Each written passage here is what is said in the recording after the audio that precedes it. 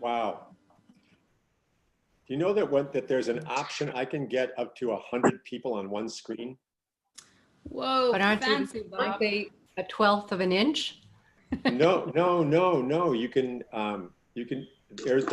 I found in settings a thing that lets you describe how many people you want to have on one screen. Oh, wow. Take a screenshot of that, Bob. Save it. If you have a processor that will do that. And I have a big display too. I was going to say this display. Take a screenshot for us, Bob.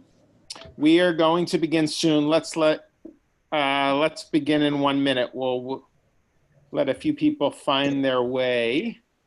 I had a little bit of a difficulty this evening.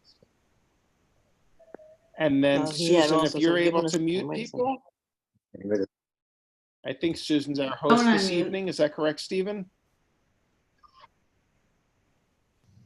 It is Stephen, Lynn. who is behind the logo. Mr. Co-host.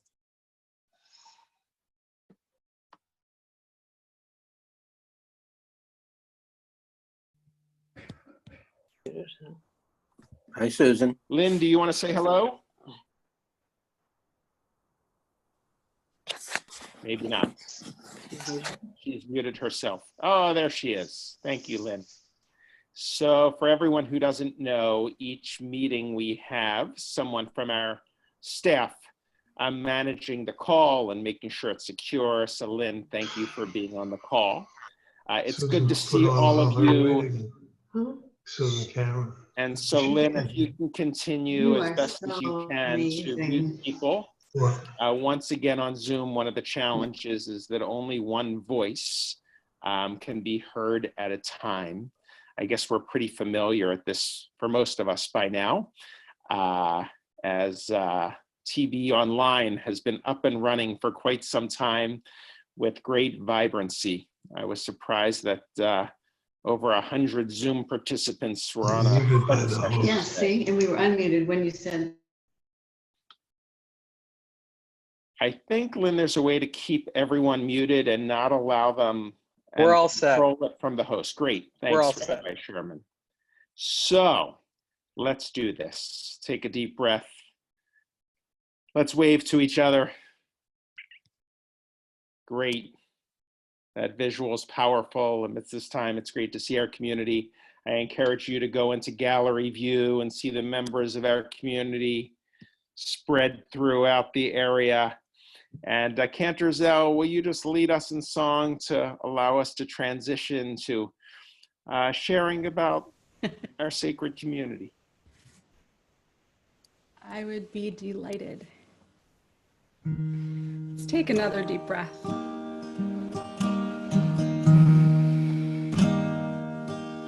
Ya la la la la, ya la la la.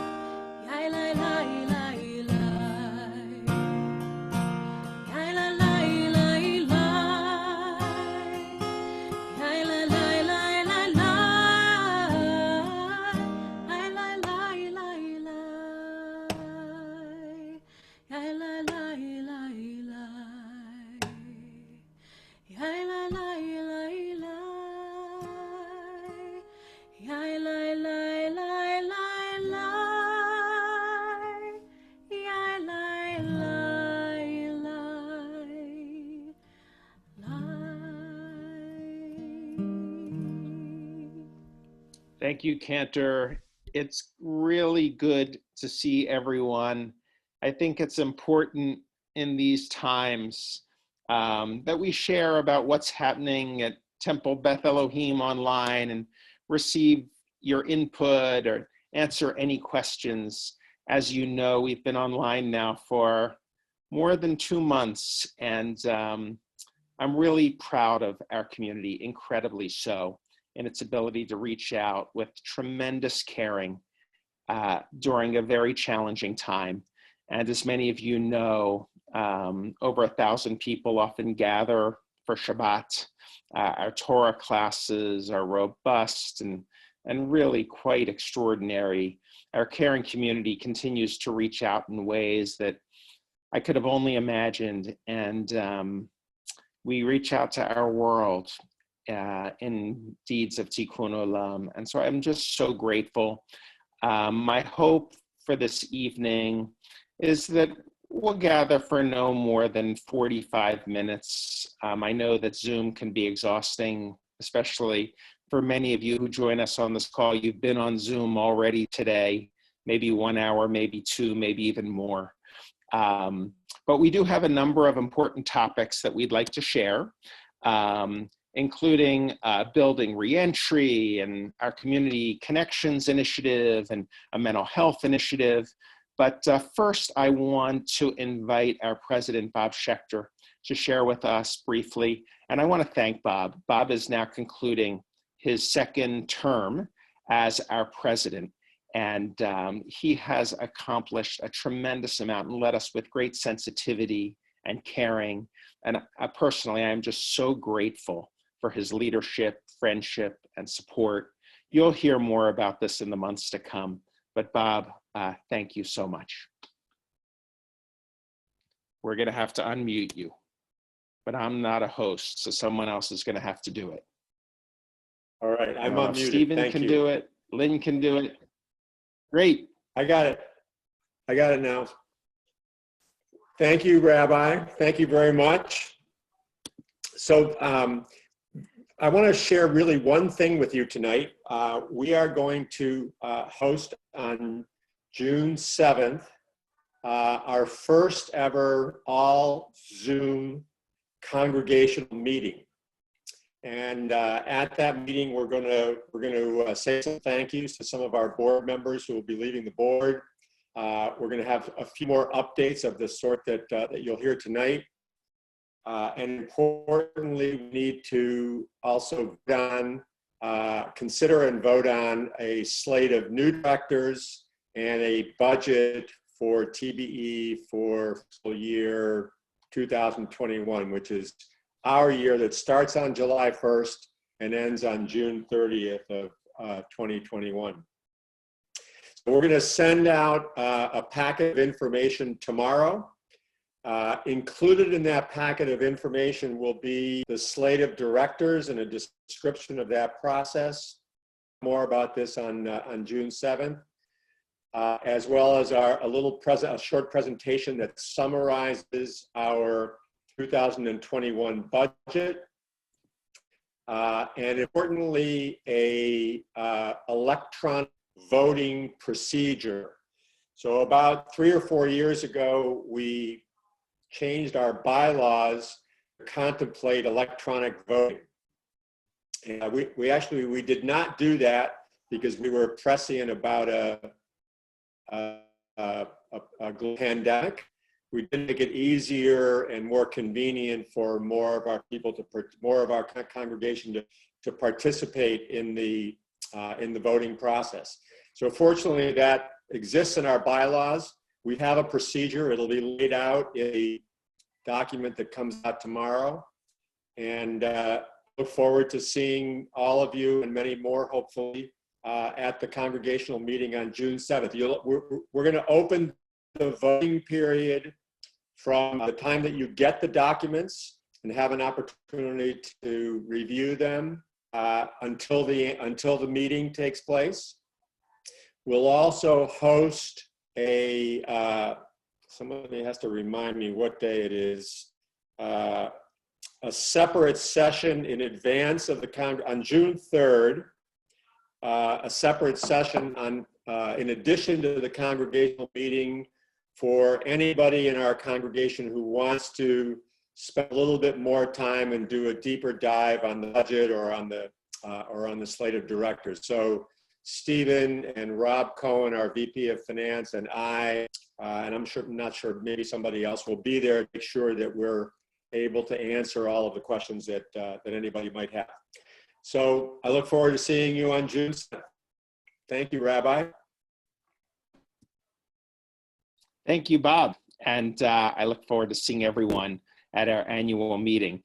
Rather than take questions now, although we do make sure we get to them, I'm going to turn it to Rabbi Saphire. I'd rather kind of chunk the agenda to make sure that we're able to get through it this evening. There are many important topics, but I promise you we'll leave time for questions.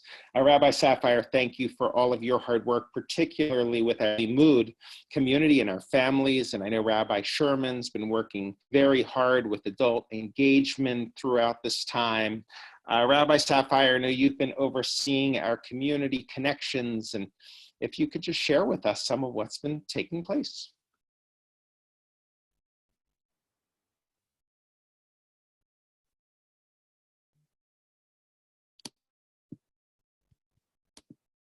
Thank you. All right. Thank you, Rabbi. It has been an exciting time in our community, even though it has been a challenging time. Many of you know our Temple Beth Elohim vision is that all of our paths lead to shalom, a sense of wholeness and a sense of peace. And we have been continuing some great work that we have been doing in community for a long time. I would say simply maybe in a bit of a creative way at this time. So we our vision is defined in a few ways, and we are pursuing 3 points of our vision with our community connections team. I just want to tell you what those 3 areas are, and then we're going to pass it off to 3 of our lay leaders helping to lead huge teams in our community to fulfill this work. So the first is our area of comfort and care. And this includes, of course, the wonderful work that our community has been doing for a long time, connecting to those who are most vulnerable and in need of support in our community. The second area of fulfilling our vision, we're calling congregant connections. And this group is helping us to connect to one another and find ourselves within the TBE community. And the group is continuing the amazing work of our Tikkun Olam and outreach to the community initiatives. So I'm going to turn it over first to Robin Kalis, who is our VP of Caring Community, and she has been supported by Cantor Suffren and Susan Karon. Can we unmute Robin, please, so she can share? Hi. Yes. So we've been doing a lot of great things over the last couple months. First, as Rachel said, reaching out to the vulnerable and isolated.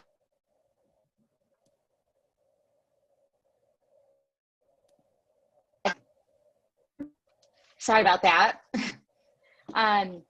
So we've been reaching out, but and creating buddies so that people are not alone, and that and people that have not been able to get on Zoom are receiving phone calls and developing a mutual friendship with the buddies that have been together. We've also been meeting the needs by finding out who those people are, which has been a challenge at times, but we're getting there. We're getting to speak to many of them and seeing if they need any deliveries and groceries or anything like that.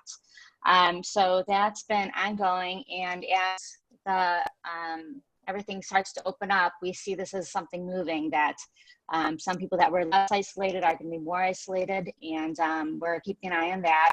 That's ongoing, and that list is always moving and shifting. So that's been happening. We've also been hosting virtual teas for the congregants who have loved ones who are in long-term care that really need support during this time. So those are also ongoing. And finally, we are honoring our healthcare providers who are in the front lines with COVID, and thanking by providing Shabbat meals on Friday night once we identify them. And this week, it seems, I just got an email that we have about 20, almost 30 families this week. So that's our most exciting. We've had a hard time getting all those names, but it seems like it happened, and they'll be getting meals this Friday. So grateful we got that list together for telling us who they were. And if you hear of anyone that we don't know, please let us know. Thank you. Thank you, Robin. Thank your team for that important work. So next, if we unmute Vicki Rakov, she is our VP of Jewish Living, and our team has also been supported by Allison Kerr and other committed lay leaders as well. Vicki. Hi, thank you, Rabbi. It has really been an honor to work with the Congregate Connections team on this. It's an incredible team, and our focus has really been on trying to find ways to put members of our community in touch with one another to help each other connect and meet each other's needs as best we can, and to just harness the strength of our community together. So one of the things we did was we had community conversations. I see right now on the first screen some faces that were in my conversation group. We brought together in April over 100 people, and we asked a couple of questions, really just about your joys that you're finding during this very unusual time, the challenges that you're discovering that are facing you now, and also what can you think of that we as a community could come together to do to address some of those challenges. So tonight I'm going to tell you a little bit about the themes we heard, and then my Saphire will talk a little bit more about the next step taking. So we asked specifically about choice, and we heard about incredible things that people are finding joy during difficult times. The highlights were people are connecting in different ways and connecting with people they might not have spent some time connecting with before, and just find incredible happiness in doing that. More generational connection, and also connecting a lot through acts of kindness, large and small, and finding incredible happiness in just being able to reach out or being able to receive. We heard a lot about people doing things that they have not had time for in a long, long time. It ranged from really exciting things like cleaning to much more fun things like cooking, if you ask me. And additionally, trying new things. People were finding they were learning new things. They were trying new recipes. They were trying new games, new projects, and finding joy in that. And along that theme of new things, there was a lot of discussion about new perspectives, a new sense of gratitude for things that people took for granted before, new ways to recognize challenges as chances to grow, finding ways to maintain hope for the future even when it's hard, that they hadn't been pressed to do before, and appreciating people who previously had been in their lives but had in some way been invisible. So people who were just in their daily life at the grocery store or along their way, who were out there really making life possible now, and they just hadn't realized before how critical those people were to them. And finally, enjoying nature and being outdoors was a big theme for lots of people. But there were also challenges. And there were really meaningful discussions about the challenges. At the very top level, people are facing new demands, a lot of, from parents with young children needing to now be educators to people who simply can't leave their home and have to wrestle with just meeting daily needs. Almost everyone spoke about uncertainty and the toll that just ongoing uncertainty takes on them. There was fear and sadness and isolation, and this feeling of being ineffective, because of how much things have changed, feeling like you can no longer do what you used to do well, because the situation has changed drastically. And then finally, people just talked about missing the way things used to be. So those were the main themes we heard, and now I'm going to let Rabbi Saphire talk about how we'd like to respond. Thank you. So we had notes from every single group who met on these themes, and we have shared these notes with our leadership council and have spent a lot of time thinking about next steps, and because we hear you. We hear what you are experiencing, and we want to make sure that we plan gatherings that will address your needs and also connect connect you with other congregants at this time. So you may have also seen us, we launched Shabbat Conversations last week and had over 50 congregants participate before and after services and conversations. We're doing the same tomorrow, and there is still time to sign up. All groups responded positively with a short little connection before or after services. So join us for that. We will also be planning more conversations around specific topics of interest. You may notice when you sign up for the conversation, you'll have an opportunity to share with us about what topic may be helpful for you to gather around. And I also want to make special note, we are planning a round of community conversations for our K-5 parents. And we're calling it Parents Night In, and that will occur next Wednesday evening, which should be a very special gathering. So we hope you will join us for these upcoming opportunities. So now I'm going to pass off to Julie Kreiss, who is our outgoing VP of Tikkun Olam. We appreciate all that she has done, and she's going to share with us an update of third and final group. So if we can unmute Julie Kreiss. Hi, everyone. I think you can hear me. Thank you, Julie. Yes. Great. I am happy to report that our Tikkun Olam programming has not missed a beat these past few months. In fact, we are stronger and expanding our support through lots of great innovation and wonderful volunteers. Since our last community forum, our committee has shifted our monthly Mitzvah Moments update to a weekly e-blast, which is distributed to the entire community now in an effort to keep everyone informed of ways to lend a hand and support local organizations in need. Each week in that newsletter, we also share a special spotlight on an organization. In recent weeks, we have lifted up ways to help organizations like Women's Lunch Place, Yad Chesed, and the Grove Hall Alliance. We have reached out through our different initiatives and our connections. We've reached out to our partner organizations to understand their needs and how to best support them. And I'm pleased to share with everyone that we will be sending a one-time emergency financial support contribution from the Social Action Fund to nearly 24 area partner organizations, which is truly tremendous. And I thank everyone who made a contribution to the effort. And we've been able to continue with monthly commitment of cereal and salmon donations and deliveries to Family Table via a new sign-up Genius format. And this is absolutely an innovation that we've been talking about, and this crisis became an opportunity for us to try it out and set it in motion. And it's an innovation that we hope to use going forward because it's worked really well. Another example of our recent work in Tikkun Olam is that the Syrian Refugee Resettlement Initiative has organized an effort to make masks for TBE members and outside organizations in need. This is through the help of one of the Syrian fathers and TBE volunteers and TBE staff. So it's been a great collaborative effort.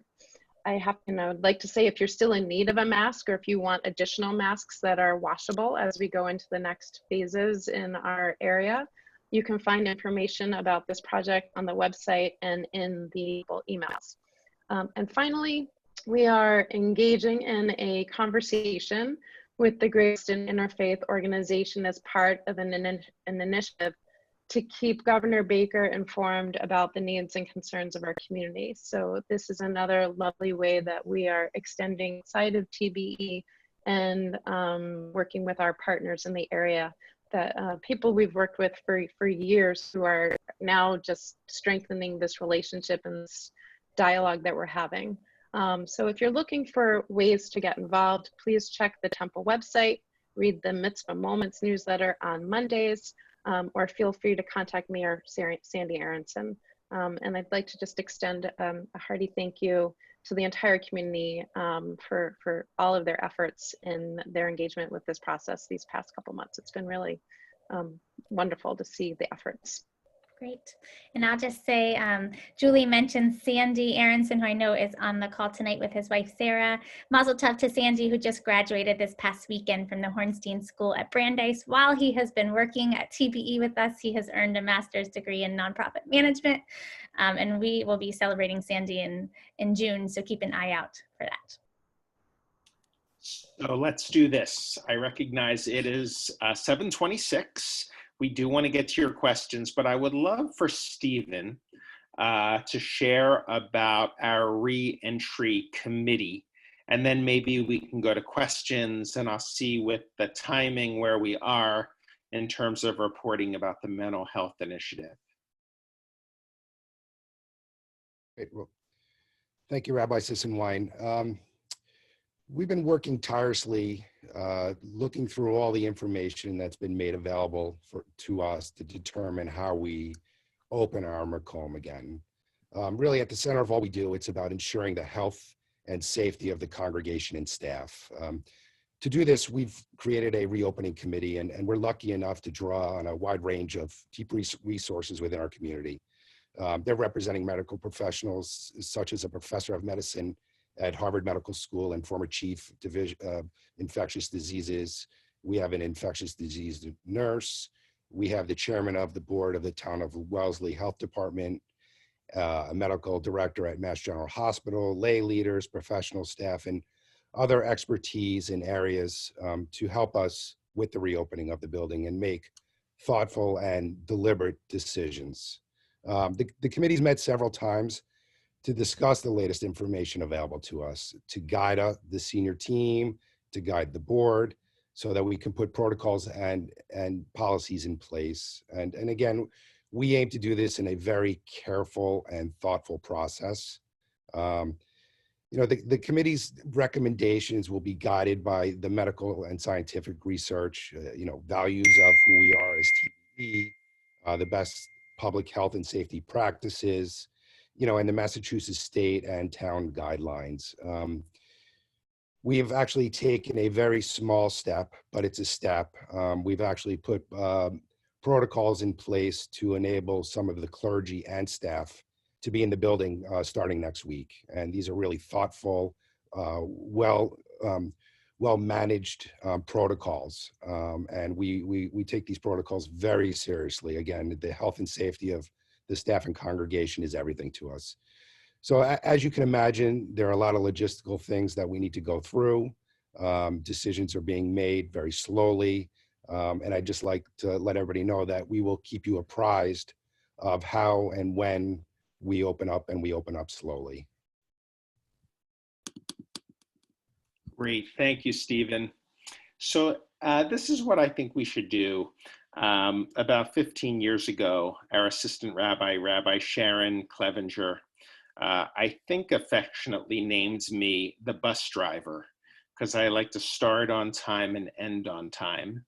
And I felt that it was endearing because my grandfather was a bus driver, first generation Jewish American who drove the Philadelphia to Pittsburgh line on a double-decker bus.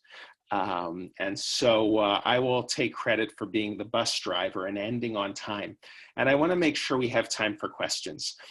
My hope is that after a few questions, I'll have time to share on the mental health initiative. If not, maybe we'll go a little over, but for those who have to leave at 7:45, I promise you, I will do the same thing again so that you don't miss anything, even though you need to go. So having heard a few things, any questions? We're a large group, so I'm hoping that Lynn is able to kind of scan the room, as well as Susan or our co-hosts, and be able to unmute anyone with and if you're on the phone or you don't have your video on, if you can, I don't know if you're able to unmute yourself. Please chime in. Any questions?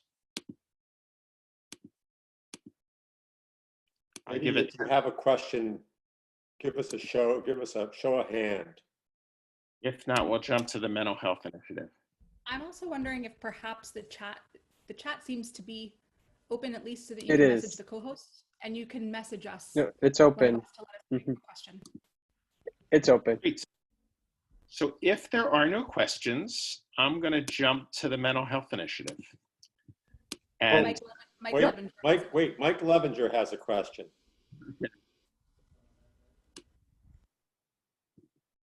Where is Mike Levenger? Here he is. He typed it in.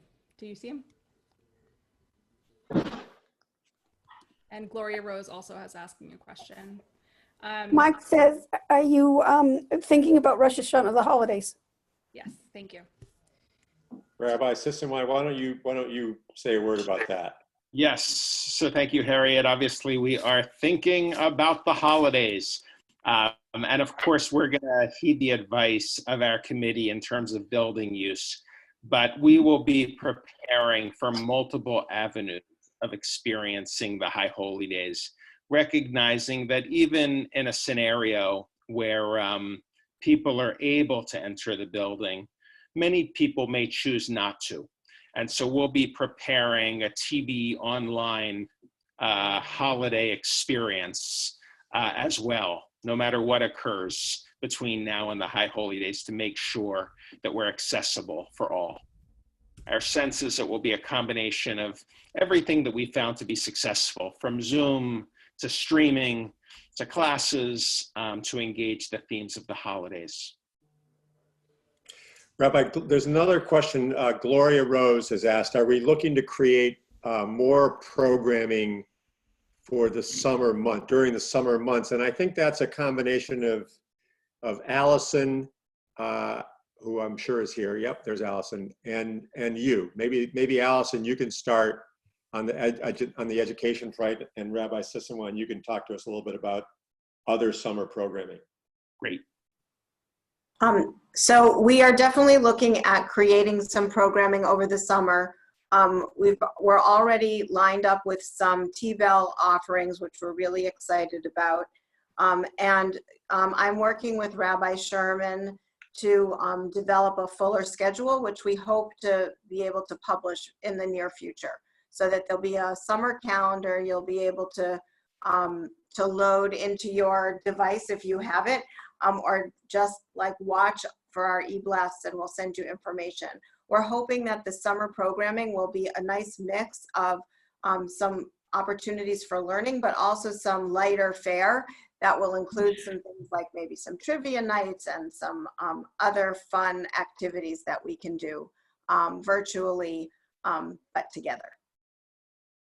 So this summer will be different than summers past. We will be programming robustly, not as though it were a summer schedule as we're accustomed to. What we're finding is that our community really desires to gather in a very meaningful way throughout these months. And so if you'd like to help us out, maybe even teach a class, create a group meeting, please let us know. And can I just plug in one other thing, Rabbi? Because sometimes these classes take a long-term commitment and planning. If you had ever thought that you would like to become an adult bar or bat mitzvah, now is the time where we will be starting that up again. So if that's something that you've been planning or hoping or wishing that would happen, we will be doing that soon.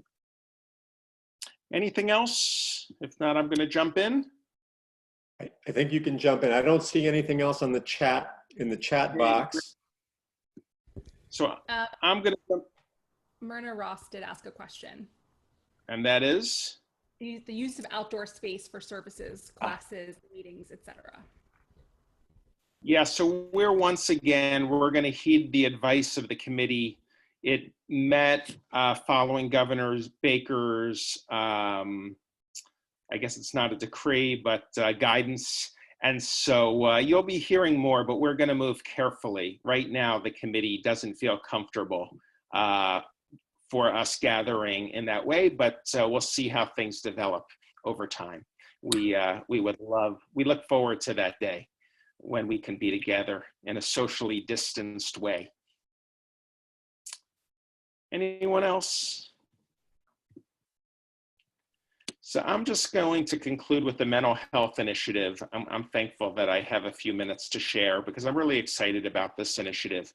But I do want to say that I want to thank all the members of our community. These are very unusual times.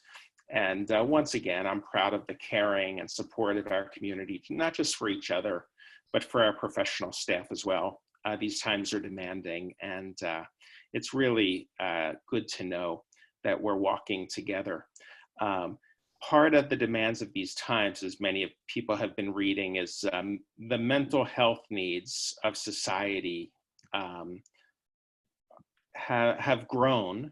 And fortunately, we, thanks to a mental health initiative committee led by Alan Posner and a caring community team led by Robin Kalis, a number of incredible individuals, including Sandy Aronson, who you learned will just received his master's degree.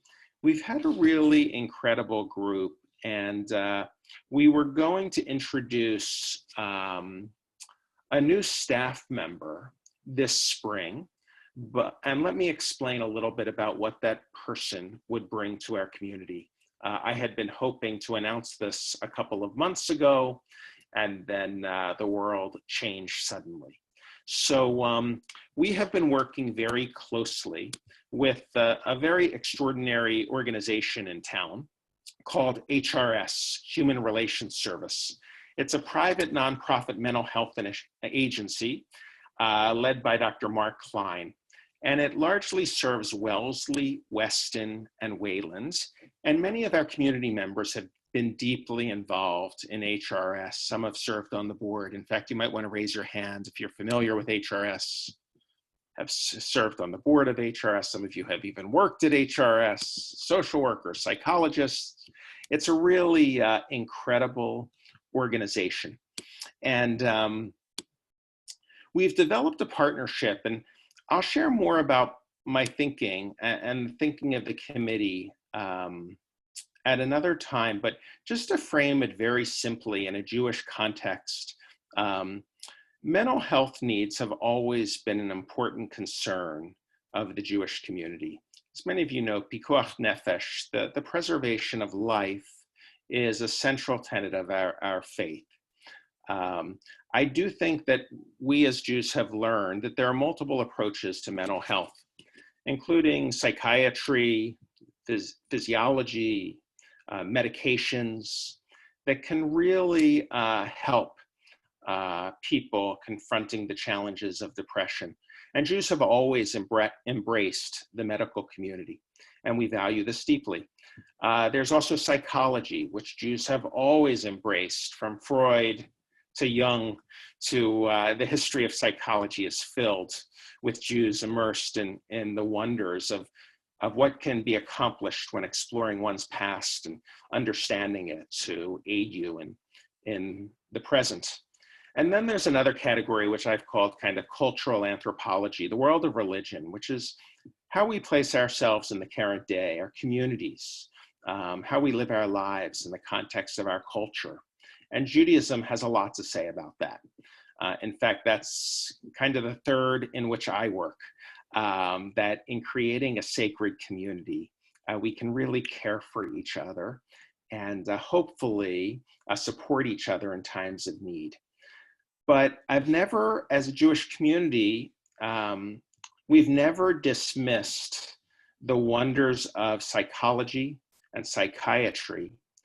And so what we've been hoping to do is integrate these three important areas by bringing a mental health professional on board, a social worker or a psychologist, to help guide our community. They would be a part of HRS, but be embedded in our community as a TBE teammate in guiding the staff and being available to members of our community to be able to provide an intake and maybe be able to give a referral to a professional that a person needs. And what we're finding is many people in our community are challenged by finding a good psychologist or social worker to help them. And we believe that this person through HRS will be really instrumental in helping people. And so this person was going to join our team for at least 12 hours a week to be with us, to provide consultation for our staff, to help with our support groups, to help with our caring community team. But unfortunately, the last couple months, HRS has been overwhelmed, and we've put that aside for a few months. And in the immediate term, we don't want to wait because the needs are so great at this time. So with the help of HRS, we've developed a relationship with them that members of our community in need can call HRS, and HRS will perform an intake for that person in need. HRS, by definition, serves Wellesley, Weston, and Wayland. But because we are a Wellesley congregation, they have agreed to serve our community, even if a member lives in Lexington or Brookline or Newton or Needham. That a TBE member in need can call the emergency line of HRS and be seen. And already we are grateful for HRS. Someone from our community did need to call in an emergency and receive the emergency care that they needed at that time. So once again, our community takes these matters very seriously. We want to be there for each other. And we're really glad we have a partner in HRS to reach out to our members in need and allow our members in need to reach out to them. And so this will be a half step. You'll hear more about it, but HRS will be open to members of our community.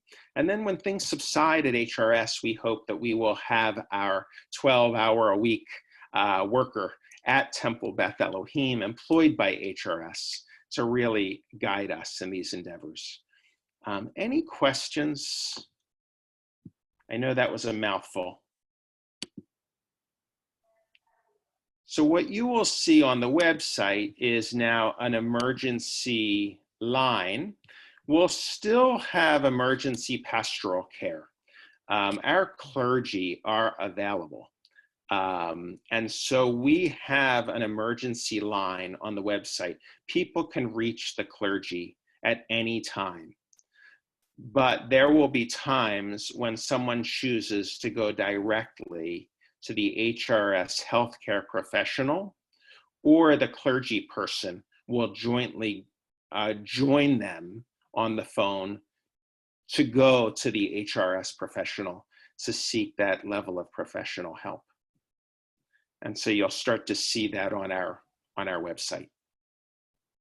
For those who have worked on this, I just want to thank you. This is months, even years now, to prepare this initiative.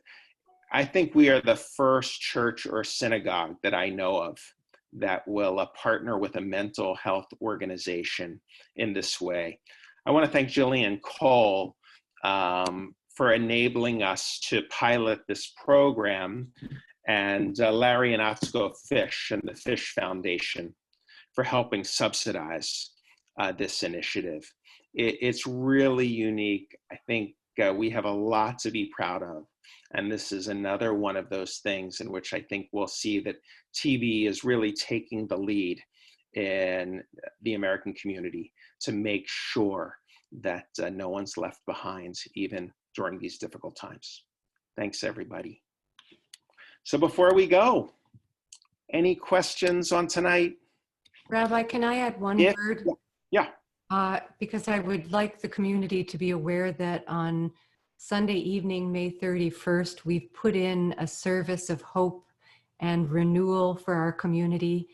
It will be advertised in our TBE Online, but I just want to share that our hope is to be able to offer comfort to all who are finding it challenging as we live through this pandemic.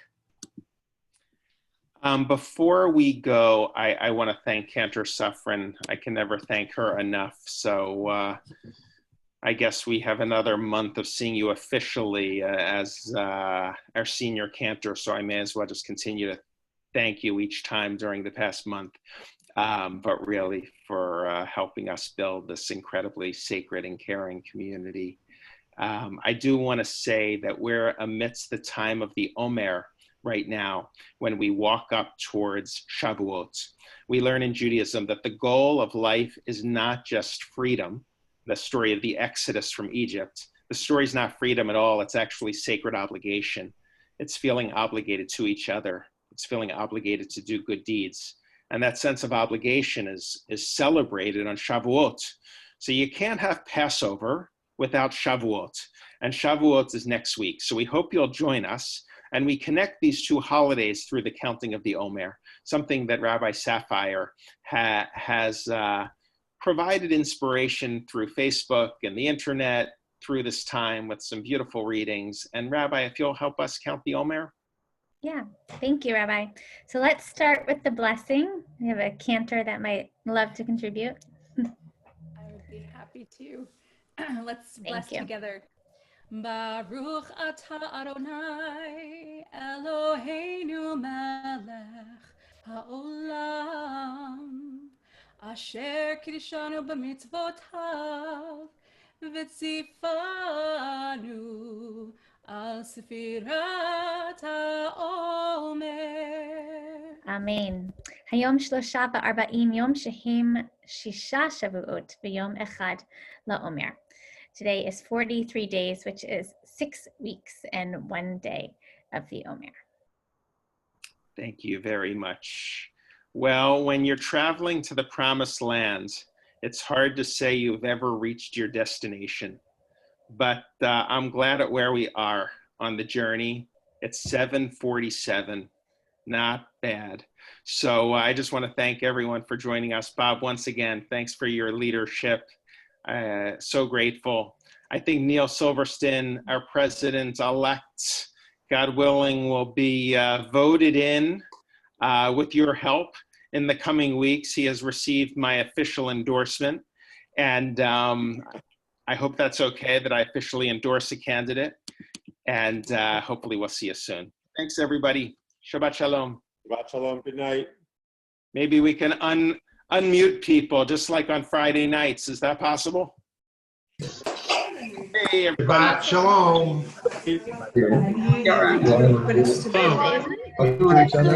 Hi, everybody. Thank you. Thank you. Thank you. Thank you. Thank you. Thank you so much. What a wonderful.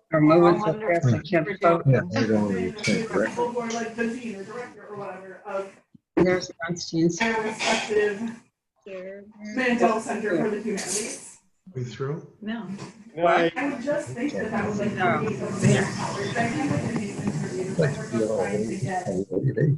They move so fast. Right.